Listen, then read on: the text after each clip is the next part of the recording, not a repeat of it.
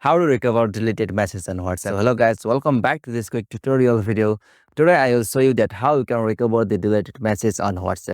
So first of all, you will have to check from the WhatsApp like it will recover from your WhatsApp app or not. So simply to check that, you will have to open your WhatsApp app, and now from here you can check that your desired deleted messages whom you want to recover, it's maybe on the archive storage. So simply you can check it from here. For that you will have to go with the options archive. So it will just appear on the top. So simply tap on it.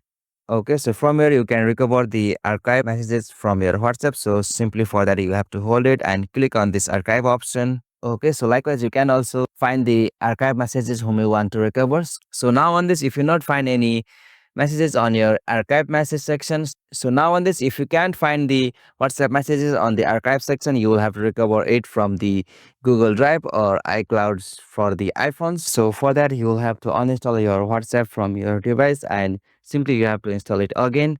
So after doing that, you'll have to again open your WhatsApp. Okay, so after opening the WhatsApp again, you have to log in with your account. Okay.